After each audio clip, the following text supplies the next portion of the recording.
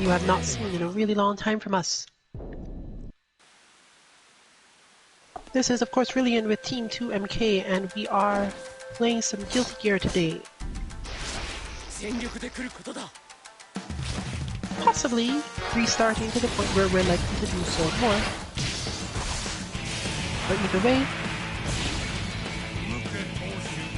you can expect to see not all of the usual suspects, and of course some new faces a little bit.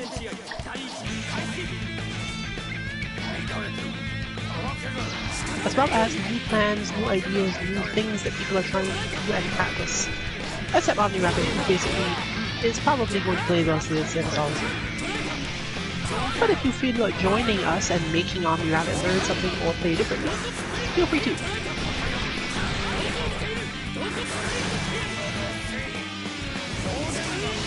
This is a loser stays on lobby. It doesn't tend to fill up all that fast, so you should be able to get a good set of matches, and it does tend to only actually have the one match at a time, because we've never bothered to figure out how to make it not.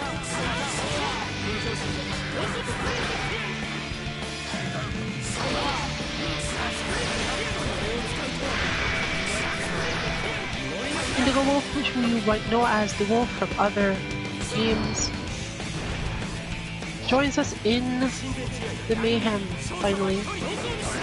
Although you may have seen this before, at least once.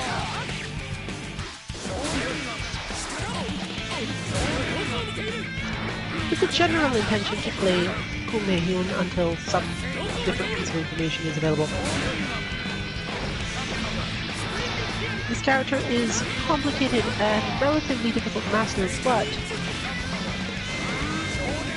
you can definitely still learn some things just by trying, particularly in our lounges where we are not really trying to win all that hard, more so to show all of the things that your character has to worry about.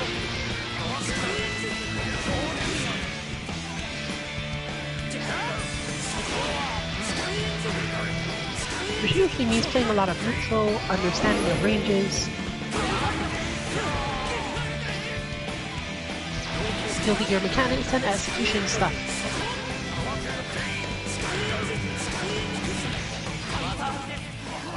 So if you're going to come in and show off your combos, feel free to do that. Just note that obviously it's loser stays on, so all that will do is make you have to play it again later. You can come in and try out new characters though, particularly those for whom you don't have great execution.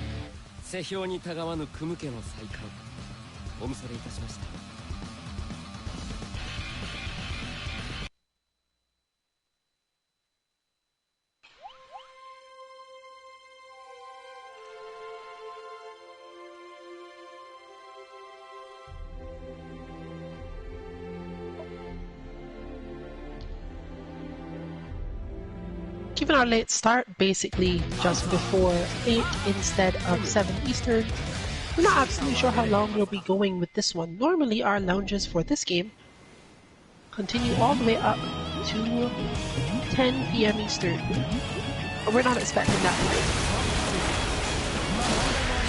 However, the stream normally ends at that time, and the lounges tend to end simply because there's nothing left to say on the stream. Or no one is not in the team, is actually around. So that basically means we'll just do more next week.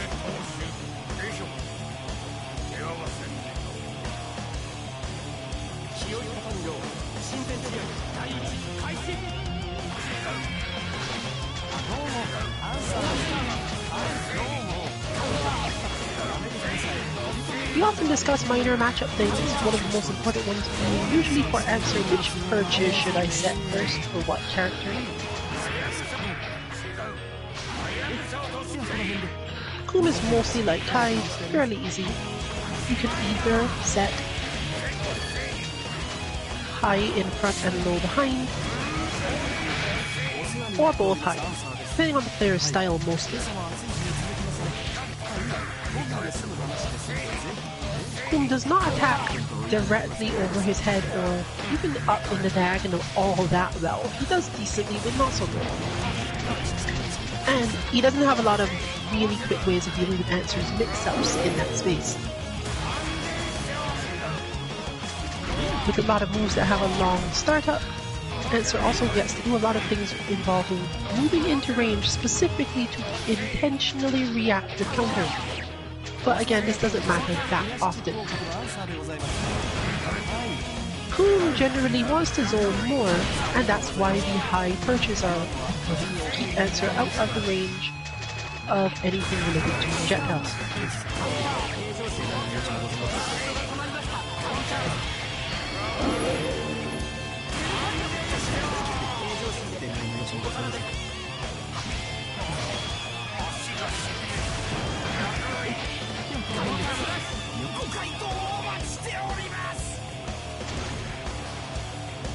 We'll of course be going through some of the little things that if you're coming from different games you will be able to use or see hopefully with your property.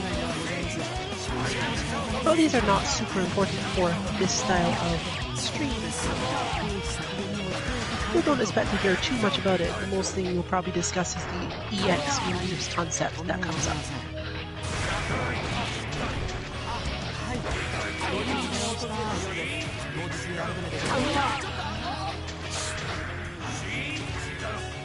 One of the bigger problems Answer has is when Kun's defense is particularly solid, there's not a whole lot to do since you're basically trying to get to a person by having faster subs and breaking their expectations, but if they just for some reason have naturally incredible defense, it's not super easy to deal with. This is not specifically because Kun is a strong character in that regard, but more so that Kun has unexpected range in a lot of places, and a lot of that range comes with movement that causes Answer's attacks to miss.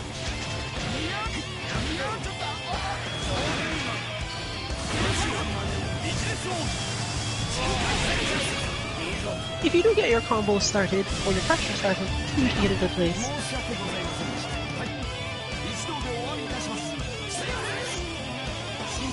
Especially since Blitz is not as reliable against a character with as many high-low mix-ups as Answer has, even though they take a little while to set up. A lot of Answer's knockdowns give you enough time to set them up anyway.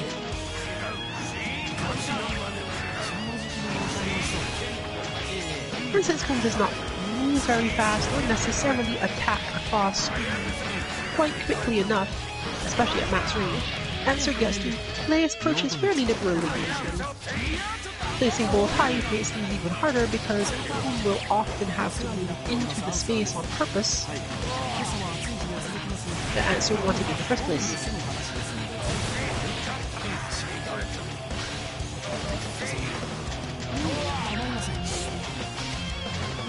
Kun doesn't really have a strong answer to this at all, to be fair.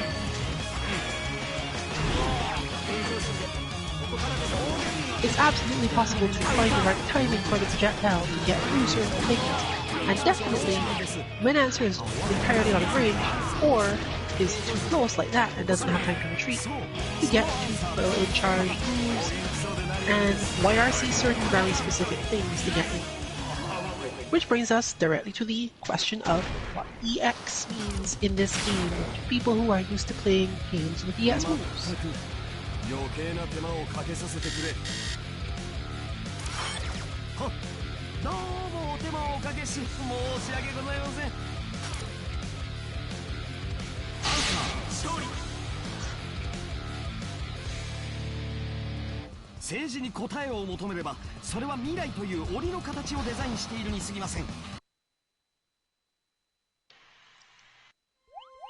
This game's system is, as noted, just YRC.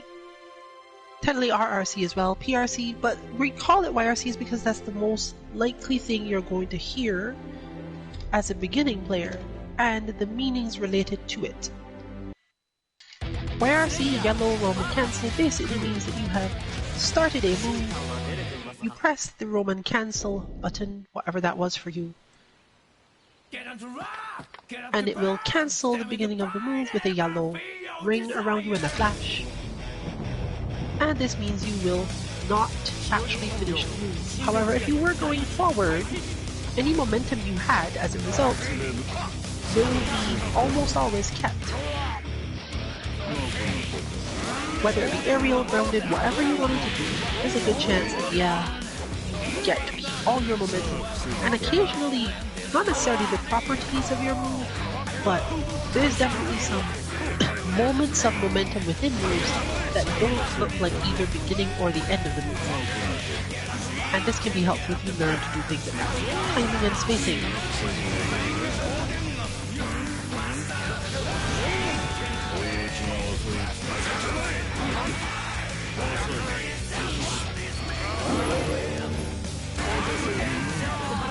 This applies in various ways for various characters. Slayer, for example, has YRCs on that move there, and RRC as been demonstrated.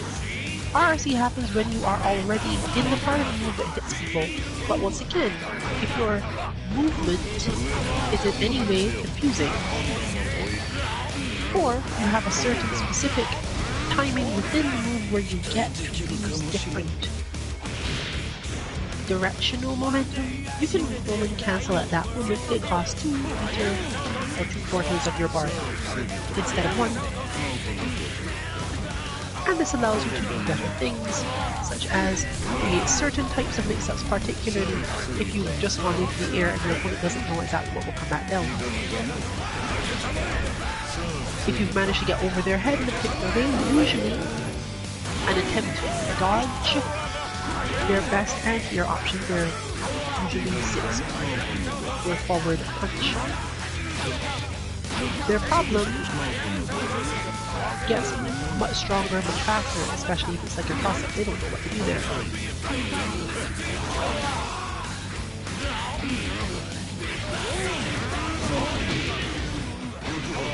Here we have one of whom's strengths. He bulldozes through a lot of things due to the properties on some of his moves. Specifically, you can use defenses in situations such as the blitz you're seeing from our Slayer player, but they don't work as well on him because he has so few active frames in certain things, and he has the range of a lot of others.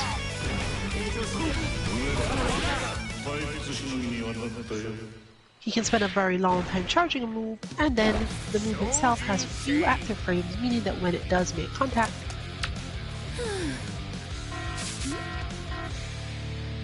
the other player doesn't necessarily have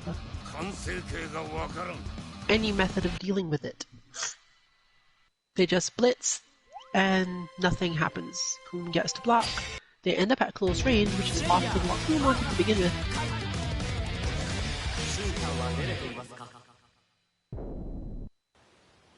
And this applies to some other moves and some other defensive tactics that can be used against the character.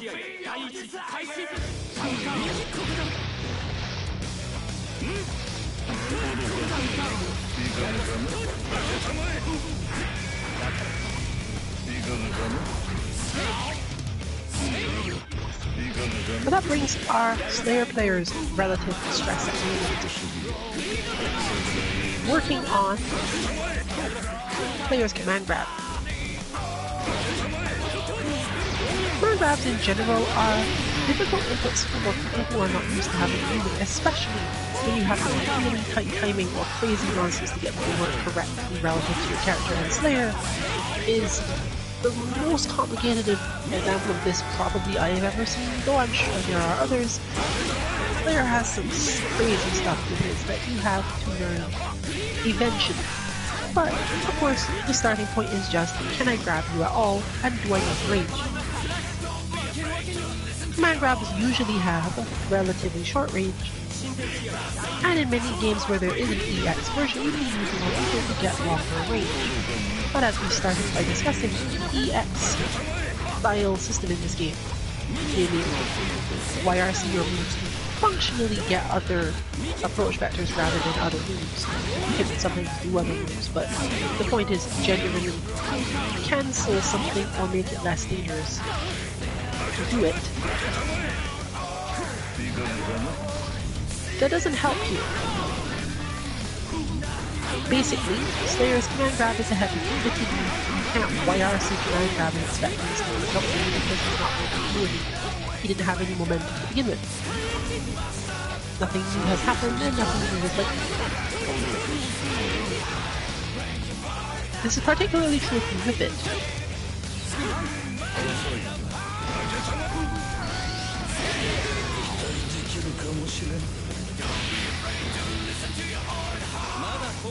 Which means you have to learn a bunch of Slayer's dash and YRC dash shenanigans. Most characters don't benefit at all from using YRC on their dash. EX dash is not necessarily a thing, but if you think of Slayer's dash in particular as a special type of move, then you can see why it might actually work. Slayer's dash has multiple, relatively strange properties because it doesn't have the standard run style of this game. In most characters in this game, when you press forward twice, you begin to run. If you release immediately, you tend to end up dashing a short distance. But the point is that you are running. Slayer and Johnny don't run, they actually dash. They have a set distance they travel. In Slayer's case, this is actually changeable by holding the button longer, but it's still going to be one of more sort of core distances rather than wherever I feel like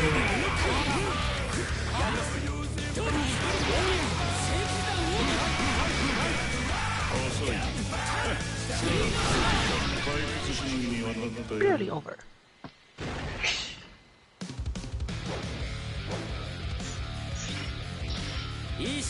Now, every other character in the game can cancel their dash by jumping because they're not really dashing, they are running, and you can just jump at any point during your run. Slayer can also jump at nearly any point during his dash, which is difficult to understand the use of sometimes, but can definitely lead to getting more options, especially with a whole bunch of complicated fighting game pre-jump frame cara cancel stuff that we've only just talked about today, but we'll not be talking about on stream. We will leave that for next stream if it comes up.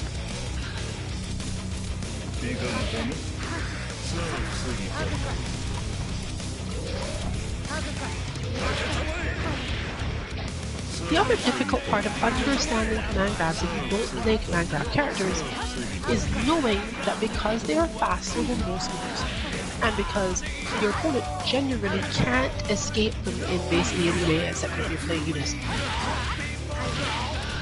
There are moments where you can use this type of move, but you simply can't use others. Specifically, that tiny point where the opponent is defending because they expect they have to.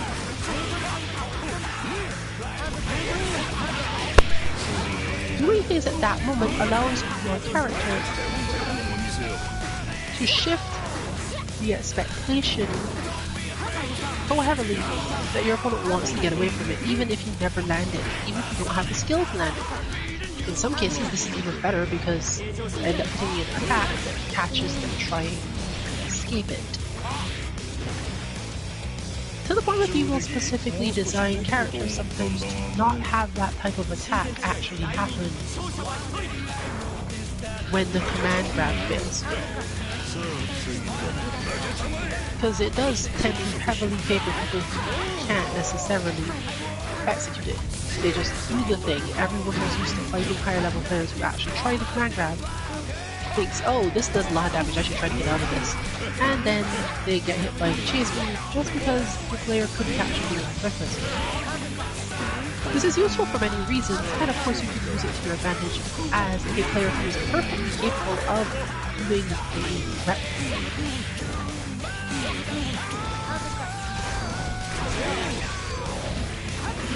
But it doesn't help as much when you're just getting used to the move as a whole. Because spacing yourself on command grabs when you're not used to having to do it can be really hard. Worse yet is the timing of exactly where you go, because command grab inputs are almost always more complicated. And the reason this matters a lot in this type of game is that complicated inputs within a certain frame of reference of time you can only get to try to do it once. Basically, if you consider that a Slayer player lands Mappa Hunch and hits the opponent, and the opponent then goes, okay, I'm going to defend now so you don't hit me again. There is a very precise timing at which this has input for it to work, and you will basically only get one try. Learning those and the timing for that can be really challenging because other little things in the match or your feelings affect it. How far out you were, how easy your punch hit, what your opponent was doing to get counter hit at the moment the punch hit. You have to do a lot of recognition stuff to know, oh yes, I can now go for this grab. And that is usually what people are complimenting when command grab players in basically any game, since many of them have similarly difficult inputs. It's usually a half circle generally around the board now, except for the few ones that are still 360s to make it even harder for some reason. So you get one chance. You could mash the button, but it doesn't tend to help. You can't usually mash the half circle input, or you might get something you don't want to, or have another problem. Generally, you have to learn the timing very precisely. When you're starting out, therefore, it's not necessarily as important to do the whole thing. One good suggestion many people have had, provided your characters doesn't have like a quarter circle back into throw or something that will come out and press quarter circle back into throw, is to practice the whole thing by just hitting regular throw instead at the same space, but making sure the half circle motion. In some games this actually still will result in a command grab, but most don't.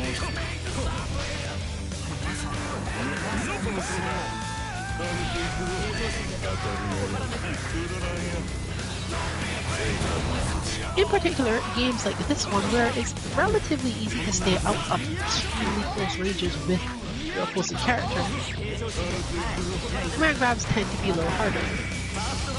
Shuffle, stab, and empty.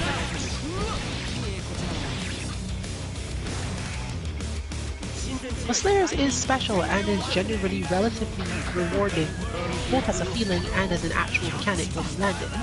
For most characters in the game, landing your command grab is, oh, I get pressure, or I get another grab set up, I got a big amount of damage.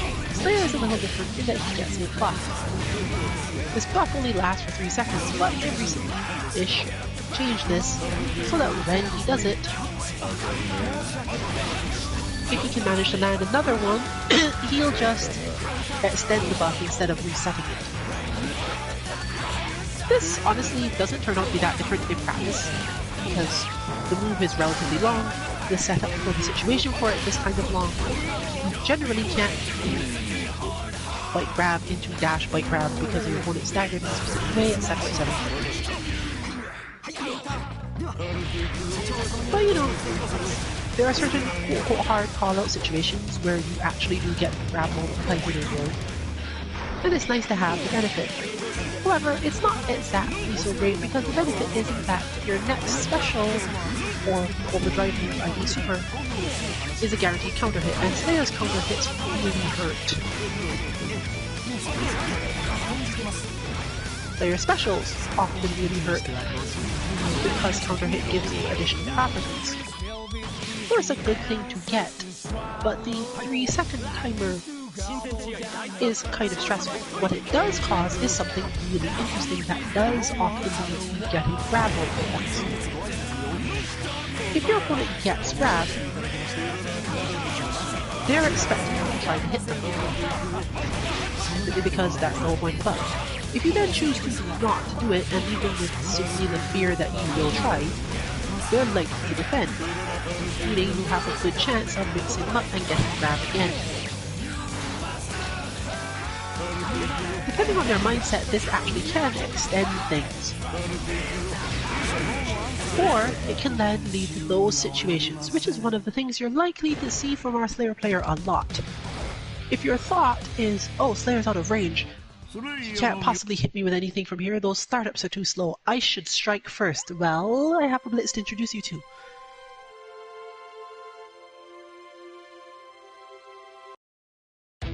This helps Slayer because, again, as a character, his EX moves are slightly less effective than others, and in certain matchups you don't really want to be using that YRC meter on EX dash, let's say YRC dash, because it doesn't really help you with the flow of the matchup at all. Meaning that you end up with a lot of meter and very little to do with it because his supers, while good, don't necessarily come up in the same sorts of situations. If you didn't have a good reason to YRC dash, you probably don't have a good reason to super. At least not in neutral. Using Blitz for control, especially if you can get the grab setup, can therefore be a way to really dominate the corner game, as opposed to having to try to use things for even more offense, and, you know, possibly failing to die.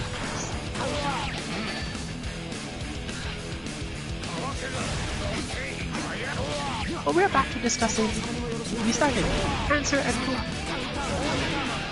is therefore going to somewhat struggle to get in here, and because of this very specific timing on Who's YRC IEX style attacks can help a lot against Answer, because partially this is one of the characters where you don't care about the momentum. Sometimes you just want to start a move, give Answer the impression that he can get through the move, cancel it, and then do something else.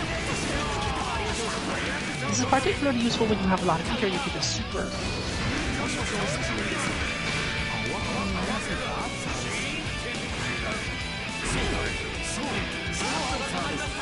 Kumi's use of meter, therefore, at least at this level, is a lot dependent on whether or not he has the life in this matchup.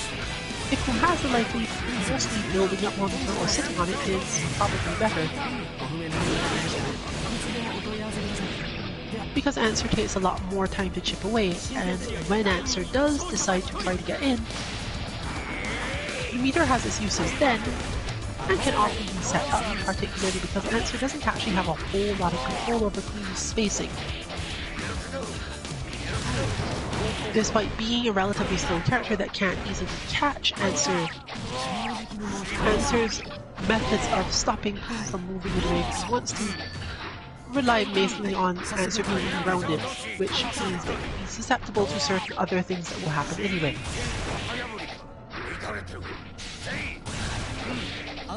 Kumi's projectile game often involves Answer wanting to get off the ground.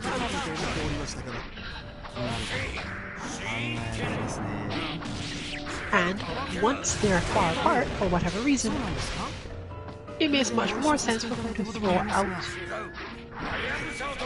various forms of projectile attacks and tricks, even those particularly, to cause Answer more stress, basically.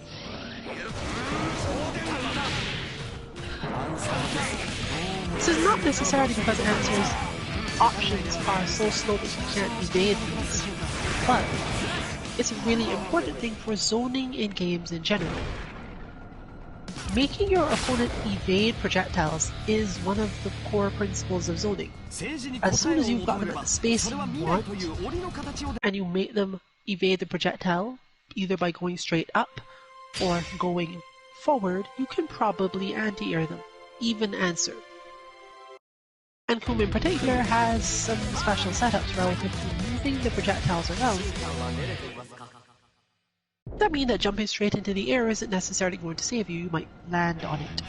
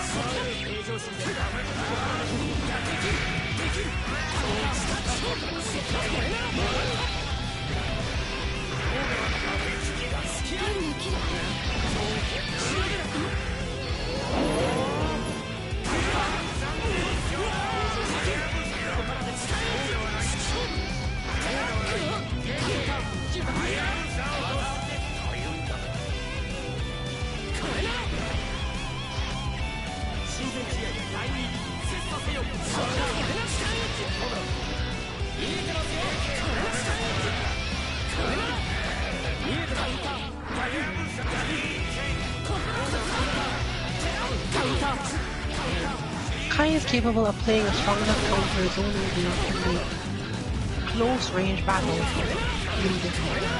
And Kai is able to move in ways that make long range battle difficult. And therefore wants to be exactly outside the range of Kai's standing slashing moves.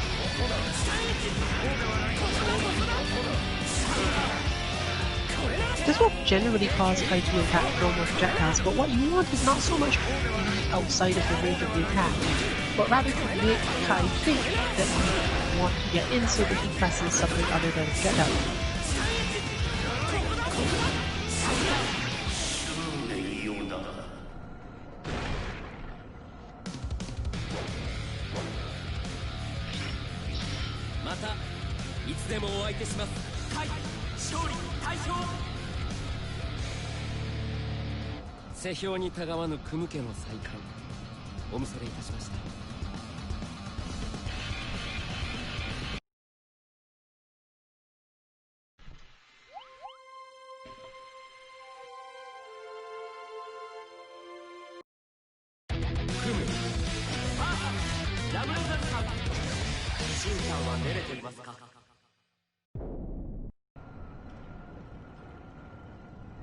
This matchup, depending on your levels of experience, can be either extremely fun or a complete nightmare. And this applies to both sides.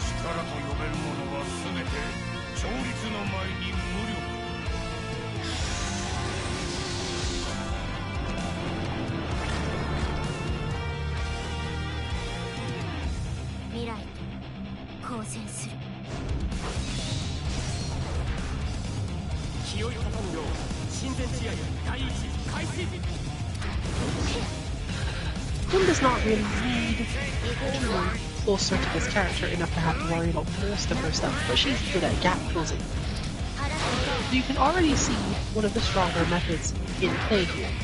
Neutral jumping is stronger than probably anything in terms of just controlling the space between the two. Now, of course, Ramathal does not need to attack in that way, but the neutral jumps and the forward jumps do specifically prevent her from doing certain things. They also give you different ways to use air dash to get in and out of situations, just from the comfort of the air, more or less. This goes away once cornered because Ramathal gets largely more attacks than direct attack, but we're talking about neutral to begin with.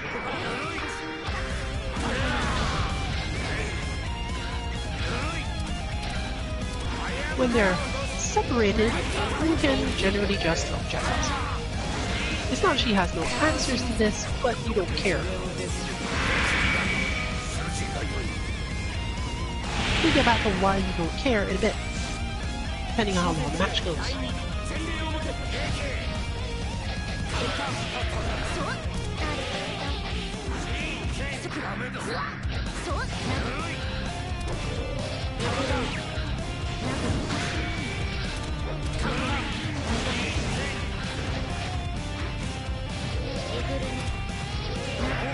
You can already see it though, that very carefully maintained space where Ramathal's attacks generally are barely going to win.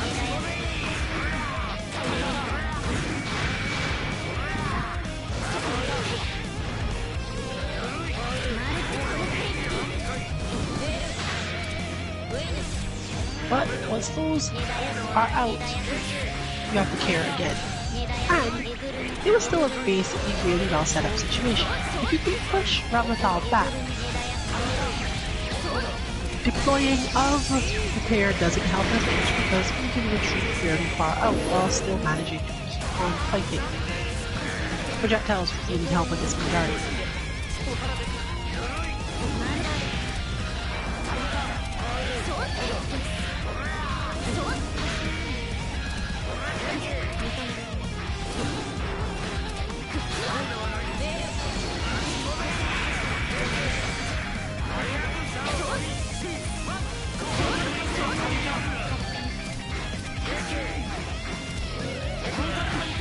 Max range, standing neutral buttons also have really good effects here. But remember that you're always risking having Ramathal go really hard on an attack, probably a low, and Whom's attacks don't necessarily check these as much. A flicker! Sometimes this happens when we are too behind in terms of things showing, but no, it looks like that was not his.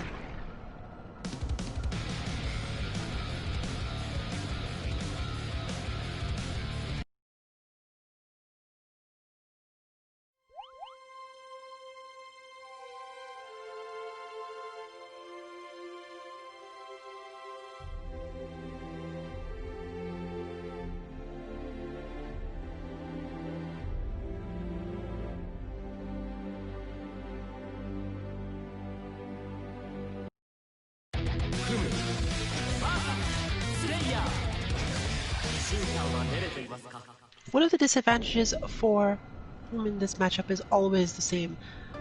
Slayer does not have to go around or over projectiles. Slayer can go through projectiles. That said, the skill to do this is often a long build. Similar to, if you're familiar with Street Fighter, Bison being able to do this, but it being really tight to actually do. And sometimes it doesn't even help, only because Bison takes longer to recover.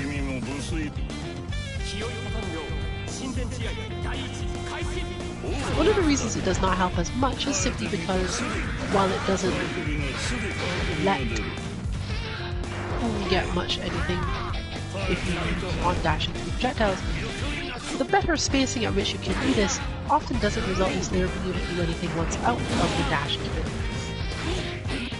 It's technically easier to really specifically space that step and get through them that way, but this is not exactly easy.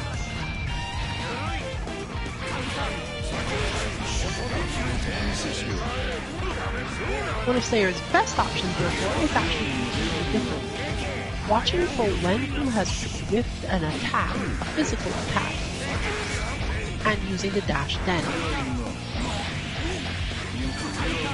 This is a long thing to train, and we don't really have a way to teach you how to do this in this game as easily. I don't think any of our Give Gear exercises actually specifically lead to that.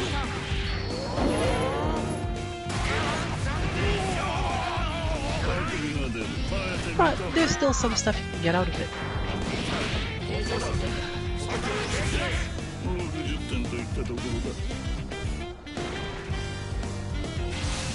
Learning to generally dash into attacks or dash as a reaction to attacks, basically a straight whip punish, for characters like this one, tends to lead to a lot of strain, and in Slayer's case, given that his dash can take you entirely to the other side, it is functionally a whip punish style itself.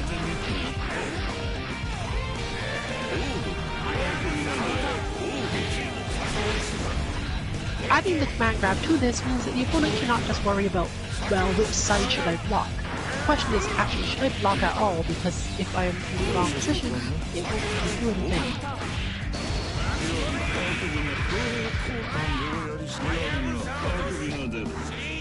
This is generally difficult enough that you don't want to necessarily do it in the close range situation, actually.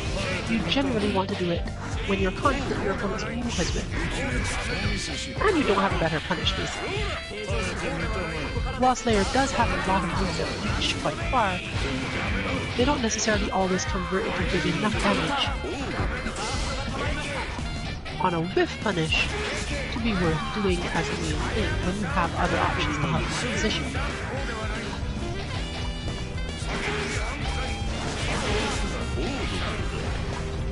Others are a little bit more like, oh, I had to guess whether or not this was going to work, and that's always troublesome.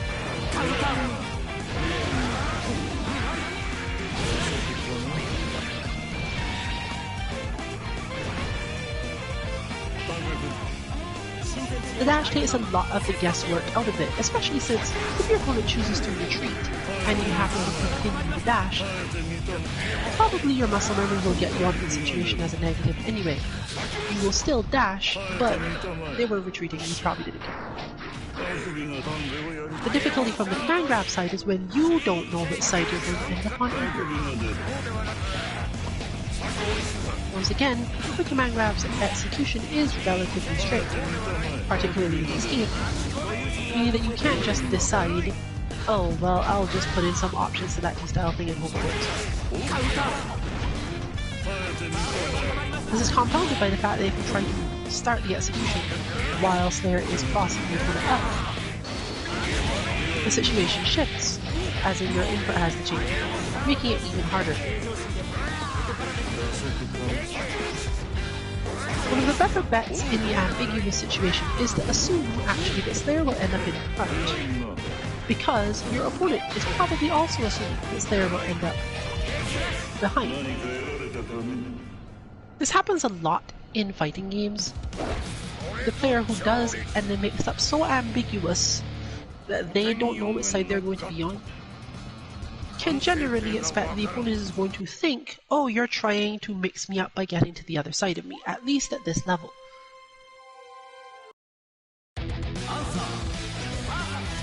If you think about this for a little while, it's probably the natural human response to have.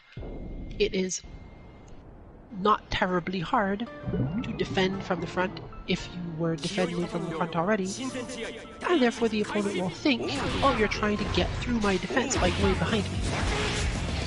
If you don't actually know what's going to happen yourself, then it definitely wasn't you aiming to do that, and that possibly means that it's not going to happen. The number of times where this will lead astray by you choosing to believe you will stay in front is much less. Basically, if you don't know yourself and you've been playing your character for a while, assume you're going to end up in front even if you don't know. Because your opponent will think that you're going to end up behind, and they'll do whatever is required to defend from behind. Depending on your character, this might lead to even better option select style inputs. You might be able to find a good one.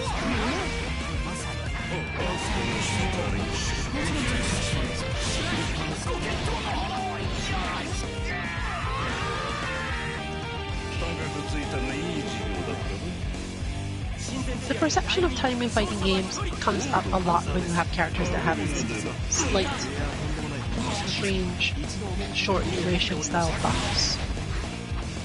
When someone tells you, yeah, your buff lasts for 3 seconds, your mind goes, 3 seconds? What is even, how am I supposed to do anything in 3 seconds? Well, 3 seconds in a fighting game is a really long time. It's at least 5 interactions in most games. In other words, you would think, well, I have 3 seconds, so I should immediately do a special. You usually don't. You probably have time to try to get to your opponent, which is like a quarter of a second in most games. Maybe a little more. Have time to hit at least one normal, another quarter of a second, especially if it's a bit. And this is counting the recovery. You have time for your opponent to try to respond with their own normal, pushing you back or whatever, another quarter to half a second. You're not even near, you're barely into second to 2 at that point. You have time to do a special.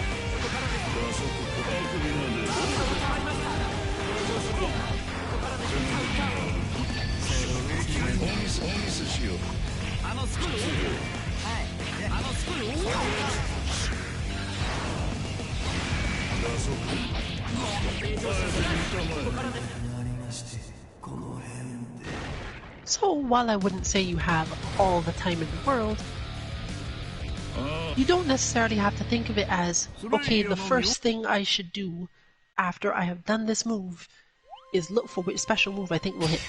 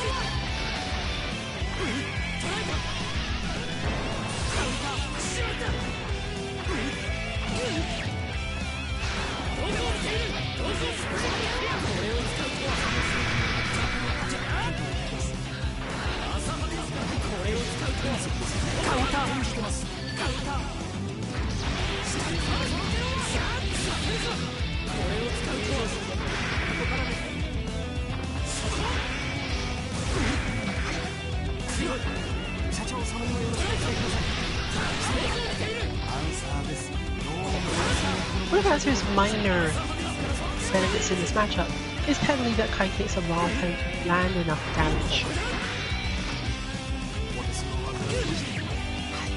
This particularly helps because it means the Answer gets to build up a lot of meter, but this isn't going to help unless you've figured out some way to use this meter to get damage or get in.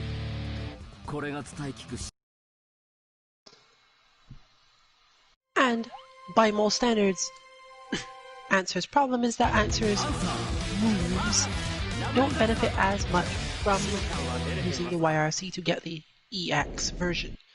Or rather, this is a lot more true for Answer's command normals than is true for Answer's actual specials. But we're going into another match where basically the same thing applies. It takes a while for Ramlethal to get into a position to damage Answer heavily.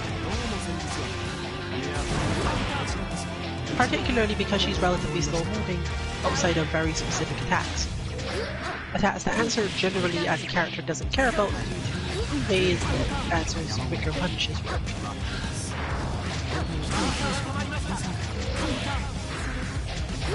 The ability to stand really far outside of Ramlethal range and still be able to punish a ton of things she does really helps.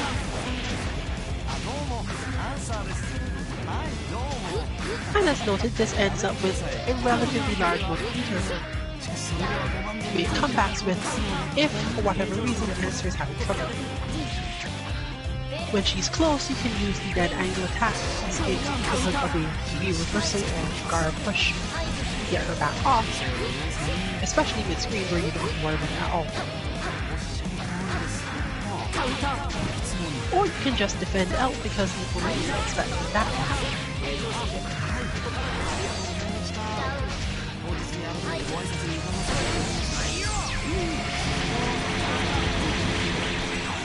And as you can see, Answer being able to hang in the air or basically anywhere he wants really helps against Ram because some of her attacks are linear to movement effect. But note once again that the end of the match results in Answer winning. This isn't necessarily a matchup where you go, okay, I'm going into combos in order to get damage, now if of course the Answer is doing good combos, end up getting heavily scaled by the time it's got to feeling up with Ramlethals.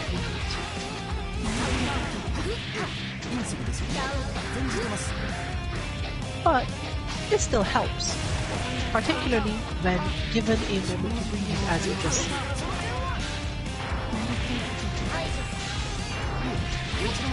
Ramlethal wants to keep attacking, but Answer has ways out of it, carry out of certain strings because they're too obvious, etc. And when that's not the case, there's blitz, there's dead angle, there's even the super jump to get out of certain ones because her attacks tend to be a little linear. Overall, it means that it's not too hard to build up meter while feeling comfortable-ish defensively against this character. You have to be really willing to take some risks. But because your opponent knows that you have these options, many of them will try to bait them or wait out the situation. And Answer's range generally means that Ramlethal doesn't get enough of a benefit from just standing at her perfect space. In fact, in general, if you take the approach of trying to do this from her hitting at her max range, it doesn't work. And if you try to take it by having her try to check Answer's movement and whiff at max range, you get whiff punished eventually.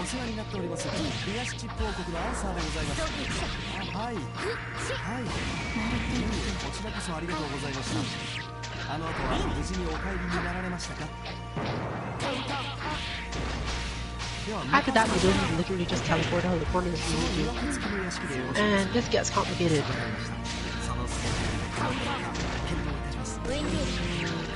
But as you can see, regardless of all of these fabulous flashy interactions, Answer still ends up at a life deficit. And honestly, the super isn't likely to help a lot. Finding the right moments to either extend combos or get in and take better advantage of your strikes using the YRC is generally the way to go about this until you get a specific skill later on.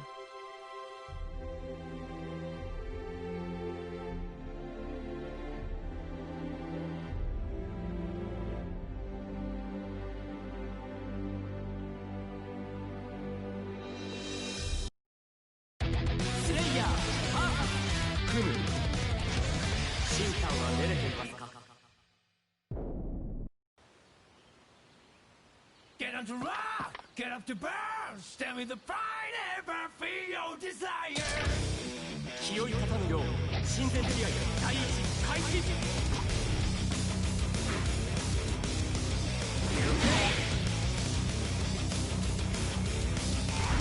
耐えてみたまえ、耐えてみたま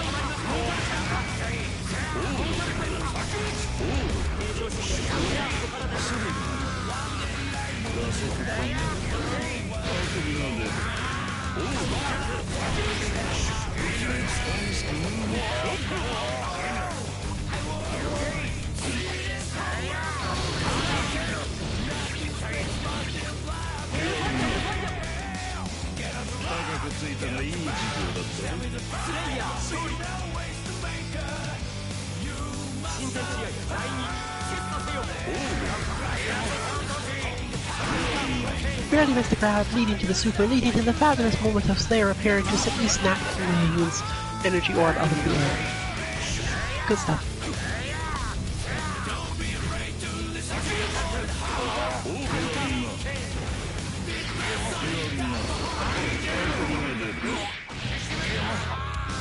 In general, one of the things we advise, even for newer players, especially if they're playing other newer players against this character, is to only block for a certain amount of time against tricky-looking projectiles from this character. Comb's projectiles do nearly no damage. Like, it's beyond pitiful in particular ways. If you were not getting counter hit and you were not getting a setup, even the super ones just don't hurt that much. However, the setups, guard breaks, and other strangeness that you can do as a result of setting you up using the projectiles is terrifying. There's usually a moment in which you can learn over time, or I can let myself get hit at this moment and it will make my opponent's attempted mix-up or combo drop or fail entirely.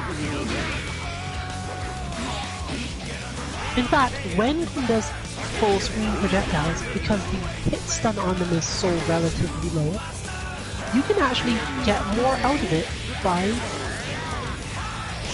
letting yourself get hit and then going into the hit screen after, simply because your opponent expects, oh, you got hit, now I get to do things. See, there we're talking about it.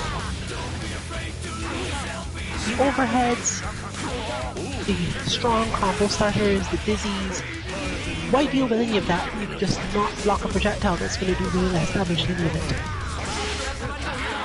When your health is low, obviously, this is a much stronger clean tactic, and that's kind of what is wanted. I want to get to the point where I, as the team player, get to use this without you having the option to just take the hit and mess me up in some way. And of course, as you get better, you get more and more used to beating your opponent's attempts at doing this, and worse yet, option selecting or confusing them even further to make sure you get at least some damage, but your good combo starters tend to still be lost.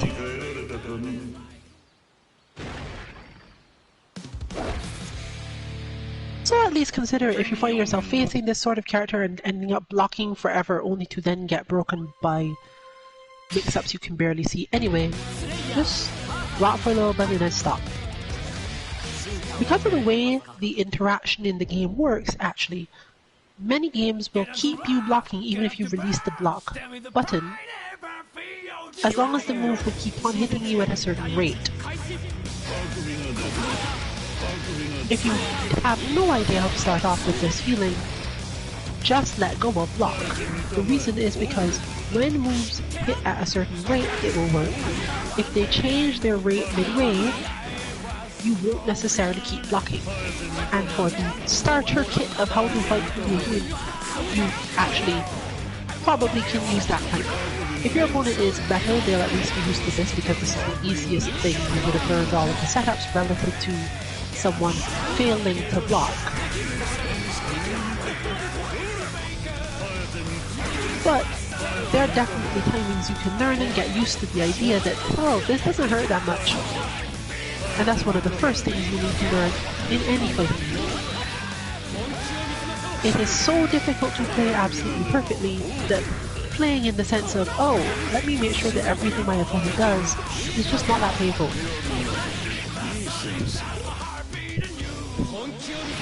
Can really help both your effectiveness and your mental state, because you've learned to watch for tricky things where your opponent finally lands a hit despite all your really hard effort at defending. If you focus on the fact they landed the hit, you'll often be very unhappy. If you focus on the fact their hit did barely any damage, then you could take that literally all day. For some characters, literally all day.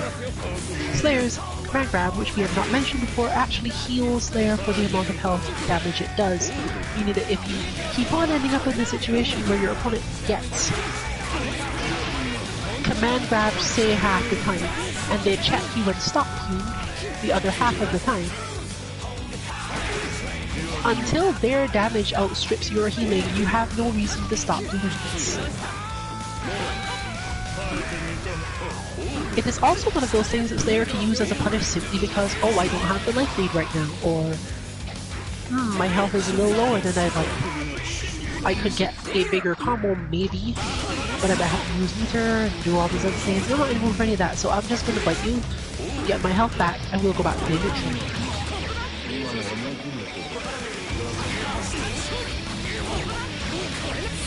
This is particularly true against characters like Kai, who have moves with so much recovery that you get to practice doing the grab.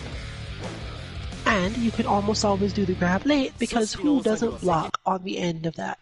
There are those occasional crazy people that do vapor thrust into vapor thrust, but, you know, you could then block yourself and have them repeatedly fly into the air.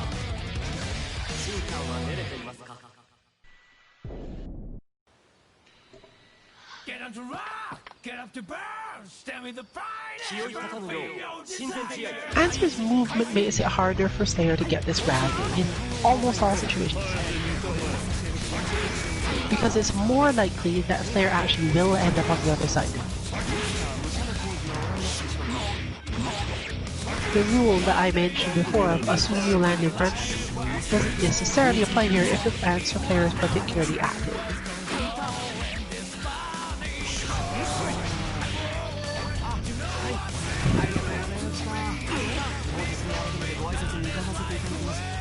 However, Answer does have the problem of a lot of moves bringing into Slayer's range directly, and a lot of other moves that require a lot of setup to have an effect.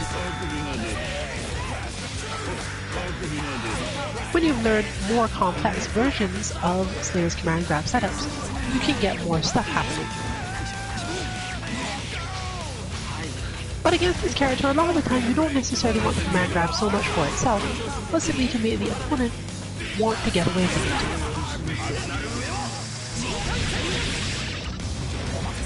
As Slayer has better options against an Answer who's attempting to escape than are usually given by the grab itself. Answer's a good defense doesn't necessarily apply when Answer is in escape mode.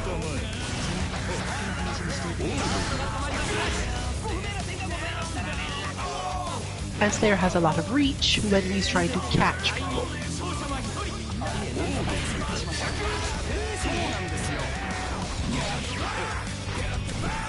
You would say, well, that means Slayer has good reach all the time, and technically yes, but generally when Slayer is attacking into the enemy space, the animations and hitboxes and timing of Slayer's moves mean the opponent can hit a button just hit into empty space, and Slayer will more so run into the button than actually land an attack. This is true of a lot of characters in games that they have better chase than they have neutral, because their moves reach far if they believe with some surety that the opponent is not going to be attacking them at that moment. The moves are also relatively unsafe, and you'd prefer for them to either hit the enemy or whiff. Let's say they have good enough recovery when they whiff, but very poor frame advantage, or technically a lot of frame disadvantage when they are blocked. This comes up fairly often. I want this move to whiff because I'll recover faster than you can easily punish it, but I definitely don't want you to block it.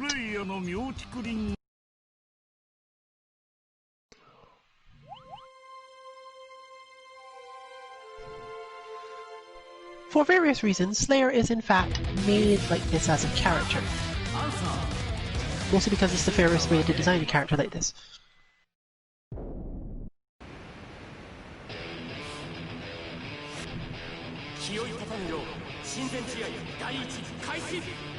To the point where some of Slayer's moves actually have equal startup and recovery, or in certain cases, so low recovery relative to anything else that you have to question why it's even a thing. You just can't actually punish it.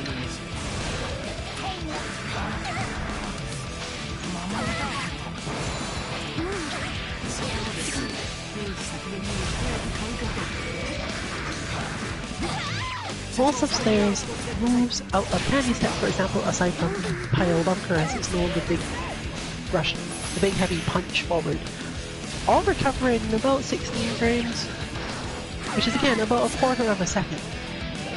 By the time your opponent has even recognized that you whiffed, especially if they were retreating, they're not going to hit you. And they're not usually in range either. But here we bring ourselves to GG exercise 8, is it? One of our exercises specifically involves playing Answer versus Dizzy to help you understand how to interact with her multiple zoning tools. Answer having a lot of good options against them, but they're relatively hard to actually execute because it's like jump over this, place purchase when this happens, parry when this thing happens, like punch when this thing happens. Man, this combo at this space when you've gotten past this other thing and this other combo because you didn't get past it, that sort of thing. Fortunately, the person who tested all this was of course our Answer player. And it looks like even subconsciously she still has a lot of required bits. Meaning that Dizzy's going to have to play a little more offense. Zoning, even the trickiest zoning, won't necessarily result in anything heavy. But, of course, fortunately for Dizzy, if you've decided to go for offense, use of certain zoning tools to get you in close enough to actually try for another attack is really helpful against Answer, because Answer's zoning of that type relies on being able to act during the moment the opponent is approaching and not you blocking because a projectile is coming.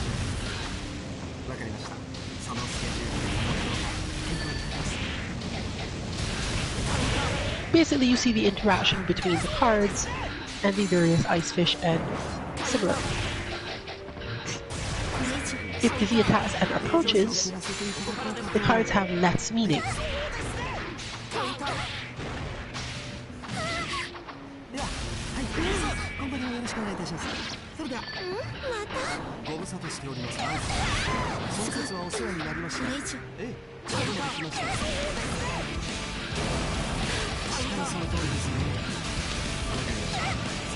Answer can of course deal with this by, instead of using the cards to try to check Dizzy's approaches, simply use them for the teleportation you just saw.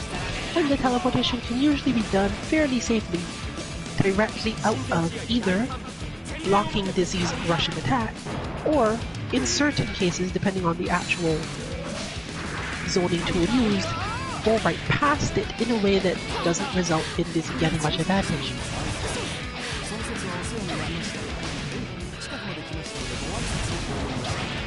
good way to think about it is that to answer in this matchup, cards are functionally get more perches, just ones that you use for teleporting. Dizzy's tendency to have directionality of specific types of attack means she can't often attack those very weird positions the answer can get into using perches of cards. She doesn't attack directly underneath her particularly well, for example, and even when she expects answer to reappear at a particular place because of the teleport, there are other things that make this more difficult to deal with than it appears.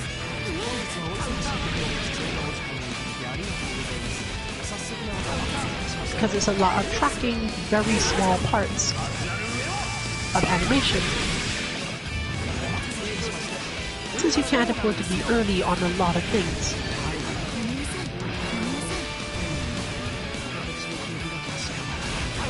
This is one of those situations where answer doesn't seem to build up as much meter.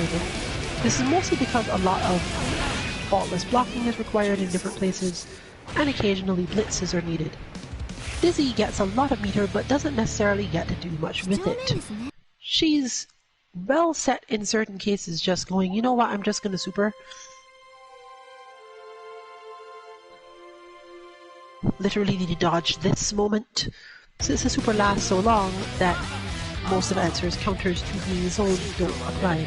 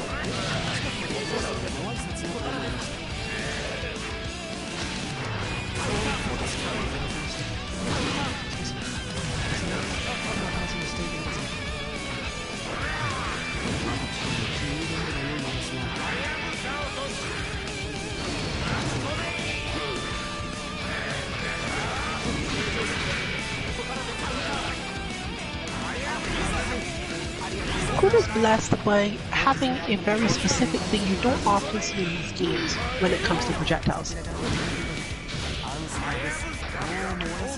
Code's projectile is allowed to start up relatively quickly compared to what you'd expect from most games. The reason is because there's a delay before it moves forward. If the game was able to move that quickly, if the projectile was able to move that quickly, it would obviously be a really big problem. If it also started up really quick.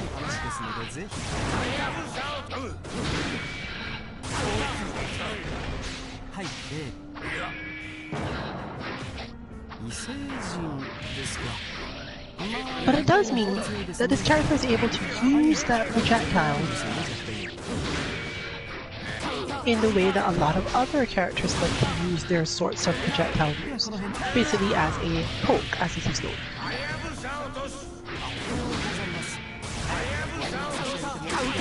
It has relatively slow actual attacks, with crouching ones being generally faster, but still, overall, is a slowish attacks.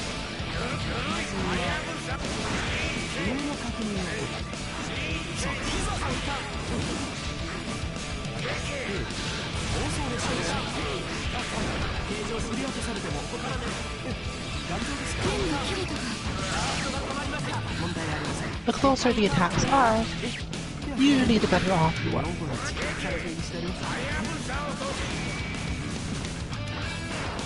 But it's also more so that the positioning and frame advantage of them means that even if they're not that much slower than most of the rest of the cast, the scenarios in which you actually get to try to do them lead to them feeling slower relative to their range.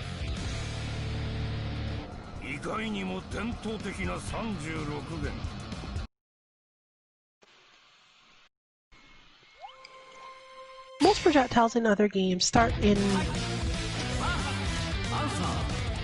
14 frames. It's actually a really common amount. Presumably because that's where Street Fighter started it and, you know, gives people time to jump over certain things and so on. But most importantly, it's usually because when you do those moves as close range tools, it changes the likelihood that the opponent dealt any damage, and in most cases, if you didn't hit a special yourself, you're still going to trade with it. So you kind of want to give people a little bit of leeway to hit the person out of the beginning of it. Kum's slash version of Tuning Ball starts at 12.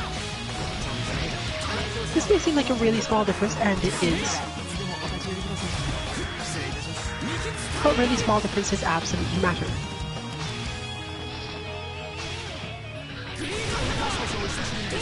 While there are not a lot of moves in games that are normals of that length, there's definitely some. There are definitely some 11 and 12 frame normals that you just hit as heavy buttons in neutral. So to have a projectile that at close range has basically the same startup gets you through a lot of weird situations.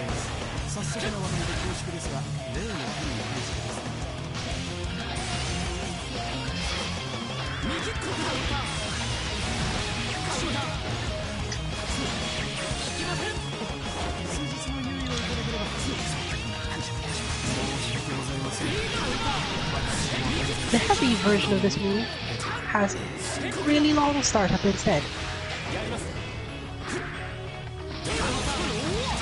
And that is the one that you actually have the capacity to move back and forth. You can control the movement by pressing forward or backward, the orange tuning ball, basically. Depending on your opponent, this is therefore either really strong or completely useless, and that has more to do with their mindset than the matchup. As in, the character does not matter as much.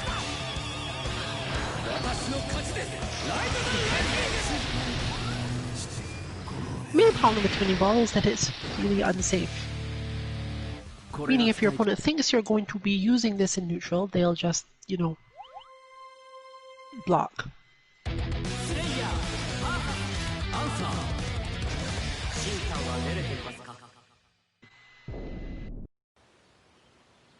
Get up to rock, get up to burn, stand with the pride, ever feel your desire.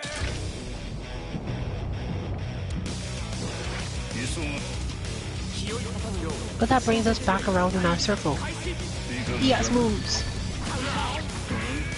You can simply YRC Tuning Ball, make it effectively neutral. I don't remember if you can make it plus normally.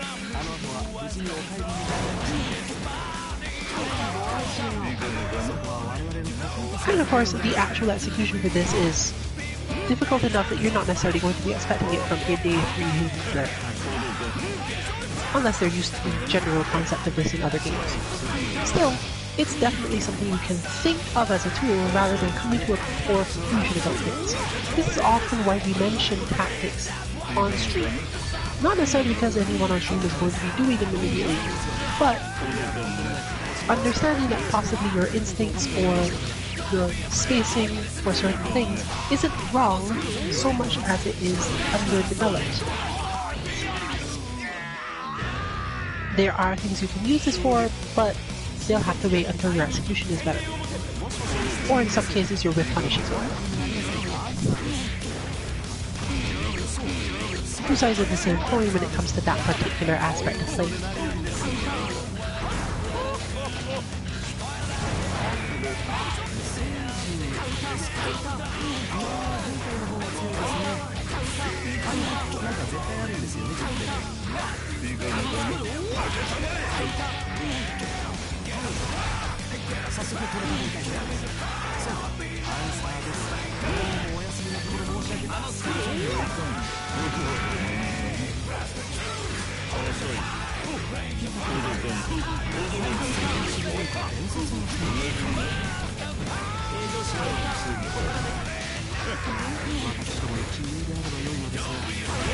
One additional thing that really helps with command grabs is simply making your opponent afraid that you're going to do it. On makeup, in certain parts of neutral when your body blows, just the idea that, oh, you're probably just going to command grab me if I sit here, I should hit a button, results in people being able to get more frame traps and other tricks going on. Particularly for a character like Slayer who does not necessarily have a whole lot of problems with pushback.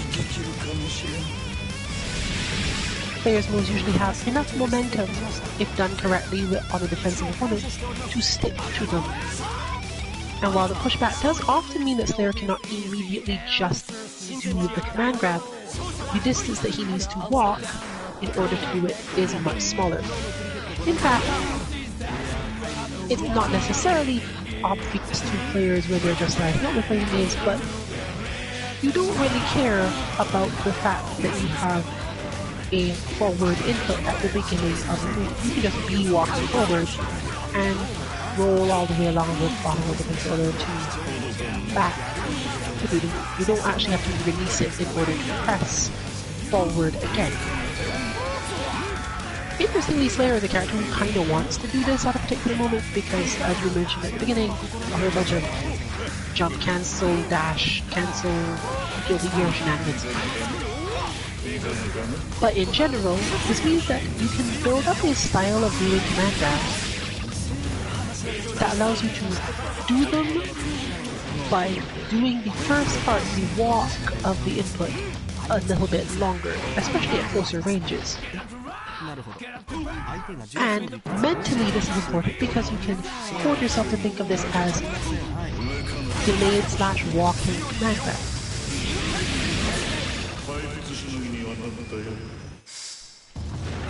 Some players can even do this as punishes, micro walk style punishes.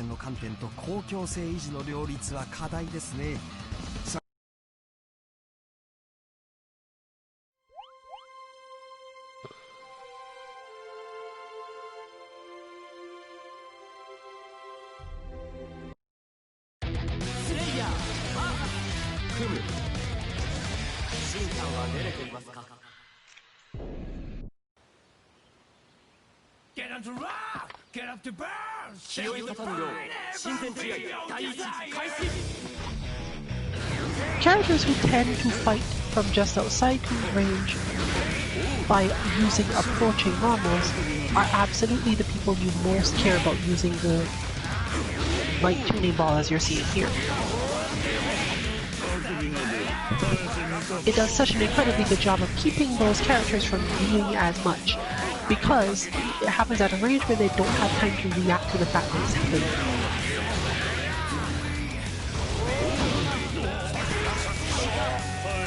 But cuts off their approaches, without causing the problem we mentioned before. Slayer can absolutely easily get in if one is riffing too many normals in neutral. But at that range, dealing with the tuning ball is much harder.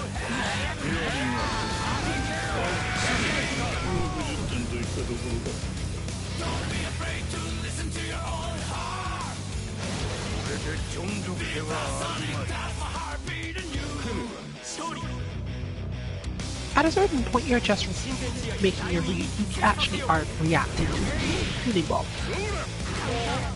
And if you make the read incorrectly, as you've just seen, you still get hit because the ball moves the other way.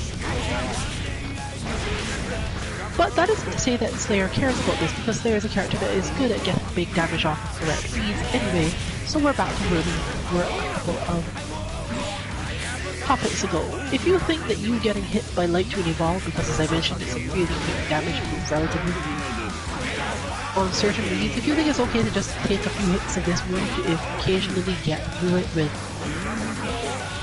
instant perfect nanny step damage, do that, because you just don't care enough about the damage you take.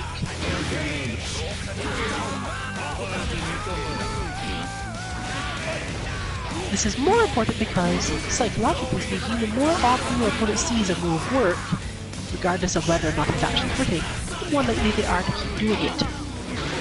And the more likely you are to keep doing that move, the more likely they are to eventually end up in a situation where that minus 16 really matters.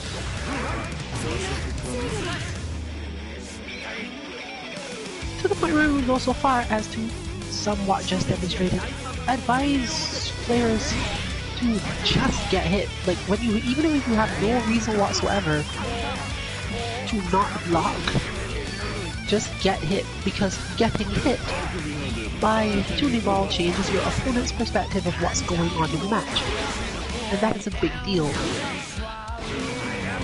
As you can see, most people, once they've seen tuning ball hit, tend to take an action, because if not, what did you do? You did a little move and it barely takes your opponent.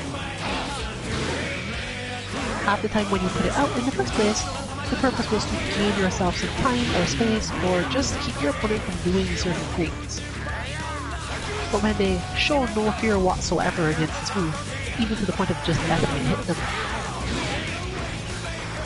most people either change entirely, or eventually make themselves get into trouble, whereas the pushback is different enough that you might care. This is particularly true for Slayer because Slayer is a character that can control so much by very specific ranges. Little dash things and little tricks that work there. Unfortunately, Coom's super covers a lot of that space, so that particular, even as a YRC, that might not have worked.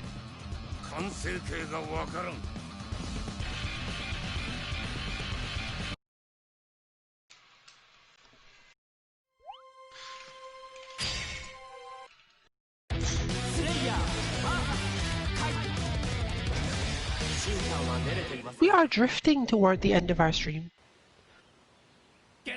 Looks like we're ending at 9:30ish tonight. And probably the lounge isn't staying open too much after that. It's always good to get back on the train, even if for just a little bit.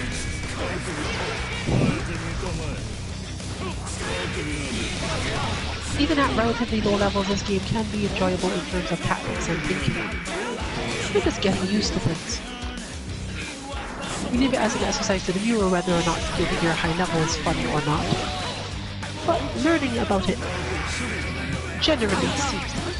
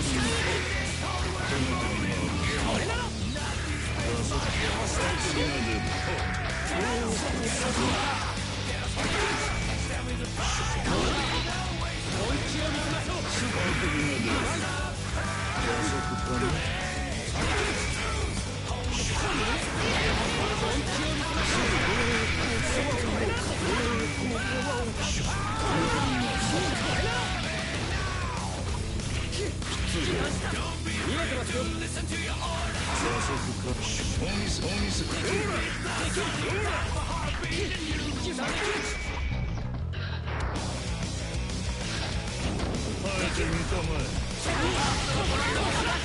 何か得られたために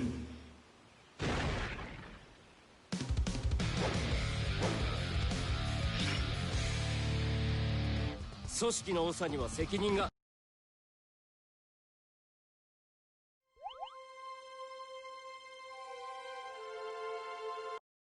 スレイヤーアンサー進化は練れていますか。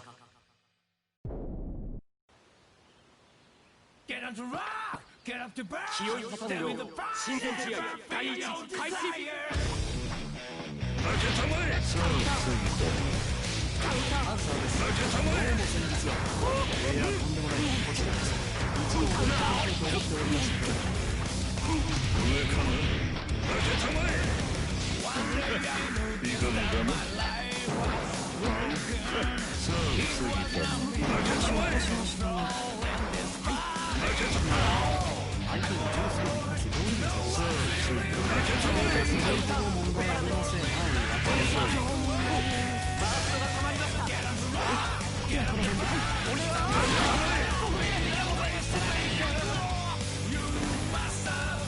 正直もう親善試合第2期切磋せよ。いかがだな。いかがだな。さあ過ぎた。負けたまえ。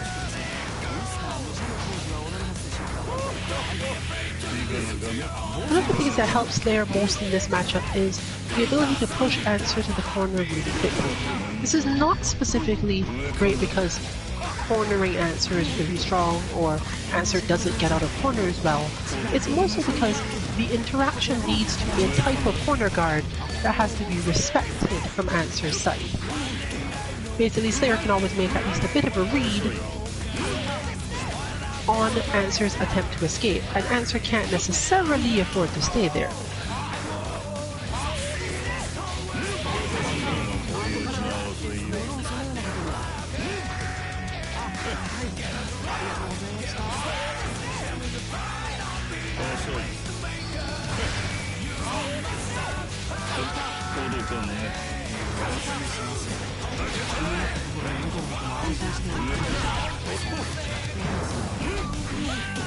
It also creates a situation where Dandy Step is not easily countered by most of Answer's options, and even if it were, being able to YRC the Dandy Step results in the continuance of the corner guard situation, even if things were otherwise working well for Answer's side in the escape.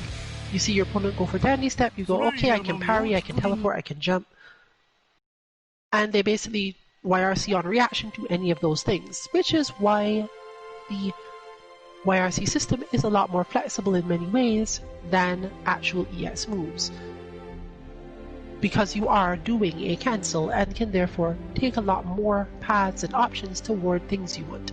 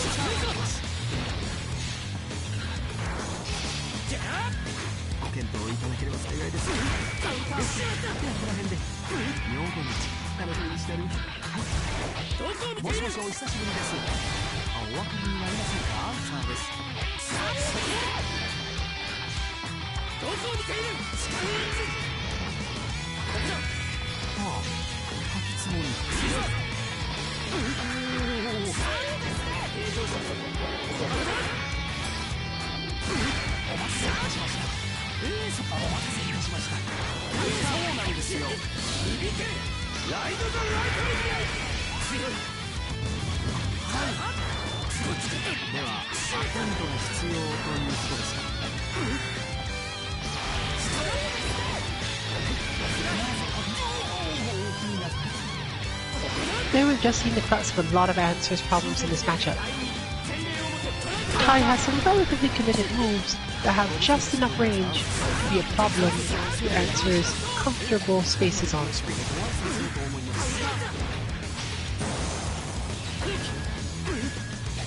There are spaces where Answer needs to throw out attacks to keep Kai from doing certain things, to set up situations, because Kai has some definite strong setup situations. This is partially why perches at long range work better, simply because they use the method of getting around Kai's setups rather than trying to defend against Kai's approaches once their setups have started.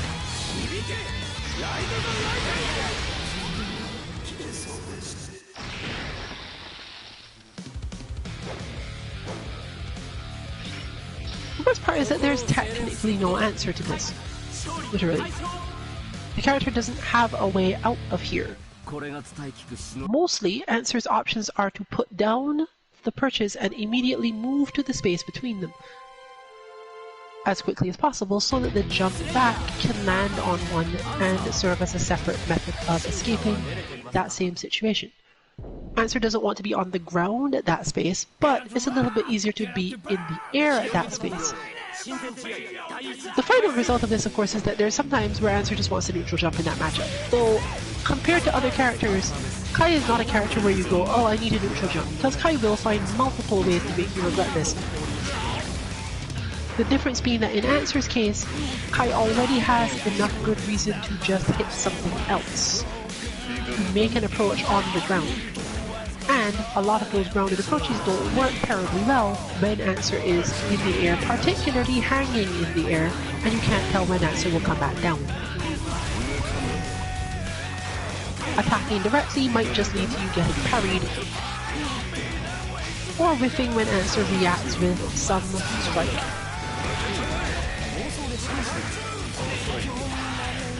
But it is necessary to occasionally add that neutral jump even without the perch there, just to make Kai not be able to hit you just because there are no perches, which is definitely a thing that could happen. To have the opponent go, okay, I recognize the situation, but now you don't have any way out, so I'm going to do this attack. You could blitz it, but Kai has two different heights of attack from that space. Both of them are easily avoided by neutral jumping. You can't avoid both by blitzing.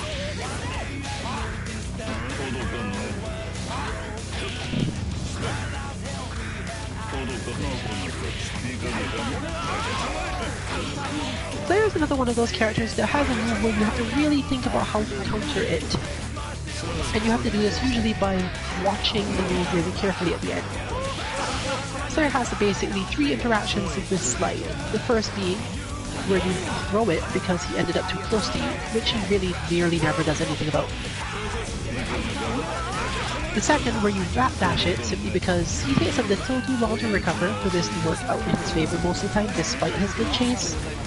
He'd have to make a big read on the chase, and while he can use Mappa Hunch itself for this, Answer has more options if this is expected than most characters. And the third option is to jump forward over Slayer's head. When you think that, oh, you were setting me up, that slide was too well spaced, or I was doing something and I blocked at the wrong moment. Forward jumping over Slayer's head is not necessarily a way to save yourself from damage, but it minimizes the damage quite a lot relative to your other paths out of it. Slayer has things that can be hit, but they don't usually lead to good setups unless you're already in the corner. If Slayer slides at you perfectly spaced in the corner, that's your fault, and you should probably, assume that you're going to die.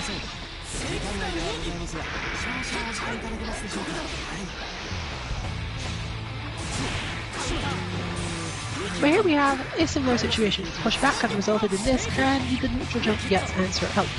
Since Answer's air dash is so relatively good, there's not a lot of ways for Kai to deal with this that don't involve potentially becoming really unsafe. And there we have another setup moment. Oh, I have now gotten onto my perch. Kai can absolutely defend himself in that situation. He just puts up Grinder as you've just seen. And Answer really can't do that much about it. But Answer gets to hang there for a reasonably long time. I mean, the Grinder works more so because Kai gets to set up a space. But because it's air Grinder that Kai is setting, he doesn't usually get to use the projectile buff to it in any way that actually matters. There is no method Kai has for throwing a projectile that will go straight across the screen from an air Grinder. Meaning that Answer can somewhat ignore them. They are defense for Kai. They are not necessarily a threat to Answer if Answer doesn't do anything.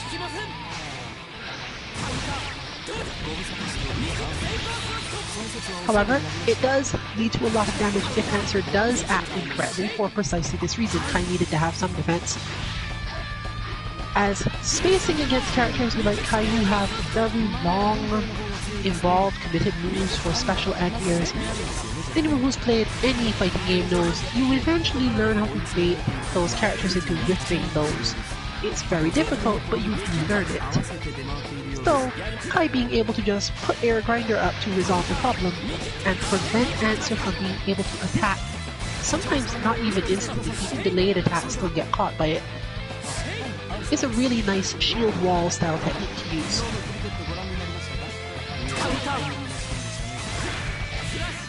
It is possible to go under the Grinder from that particular space, but Kai can just block low once the Grinder's up. You don't get anything out of this.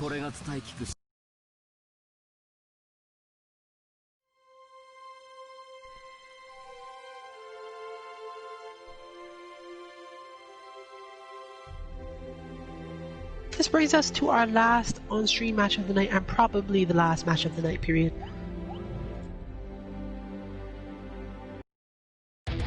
We hope you enjoyed it as much as most of us did. Please let us know all of the wrong things I said. Relative to lower levels, of course.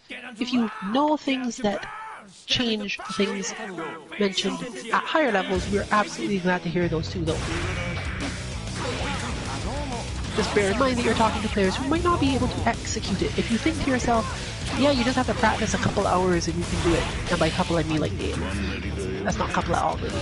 If you have to practice several hours to do the thing you have in mind, it's absolutely important. It's just not the sort of content that's likely to end up on a Tuesday train. But we definitely appreciate knowing it, so please let us know. That said, that information generally is not the sort of thing people spend a lot of time, their free time making emails to our contact page about. So feel free to join us if you see any notes that we are going to stream. It's usually on a Tuesday, we don't play it that often, but we're probably going to start playing Guilty Gear a bit more. So, if you end up watching this and you realize, hey, it's Tuesday train might be on, I can go give them the benefit of all my knowledge, please stop by. Our Guilty Gear exercises for people who are less familiar and trying to learn how to play the game. Guilty Gear stuff isn't so much about learning to play, it's very matchup heavy game and has some special stuff you have to learn. You're probably better off watching the streams than looking for any specific box style content. Even our advice, it's best to say, I would tell you to play another fighting game first a lot of the time. But if you're the type that thinks, no, I want to play Guilty Gear now, you're probably also the type that benefits from using all of the Guilty Gear tutorials and challenges and similar little things that it tries to teach you. Matchup stuff included, but they don't get to cover as much matchup stuff.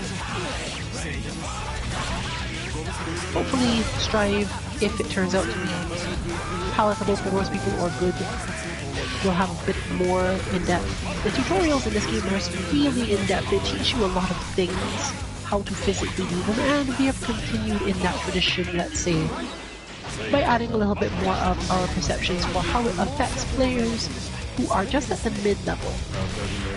The basic version teaches you how to do things when you have no idea how to do much yet.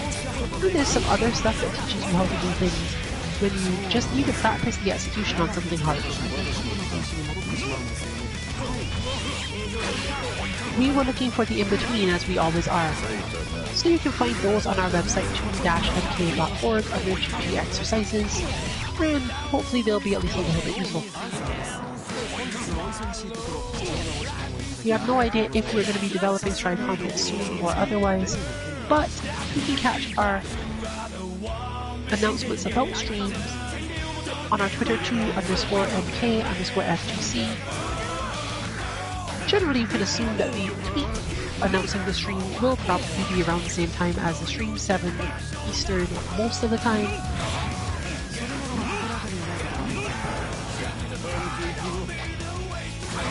But if you're not particularly doing anything between 7 and 8, you know, keep track of it just in case. Or of course follow on Twitter. But you're going to get a lot of non-Guilty Gear news, so you probably should be into other fighting games before you decide to do that as a serious thing.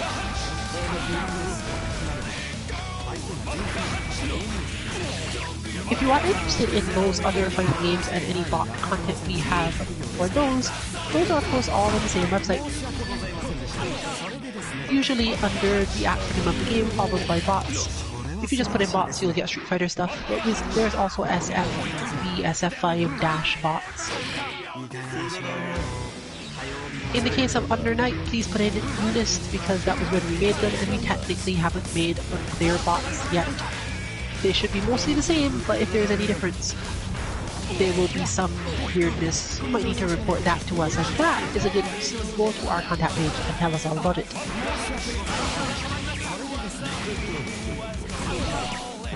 If you have suggestions for content or bots, or just have issues understanding any specific thing, you can obviously contact us that way as well, but we're more likely to answer those on Twitter. So, throw the DM at our 2_MK_FGC as you need. But it looks like the train is reached the end of its time, quite literally. Did that draw? No. Answer has won by a pixel. And with that, we bid you good night. This has been Rillian for Team 2MK. Good luck with your training, and good night, everyone.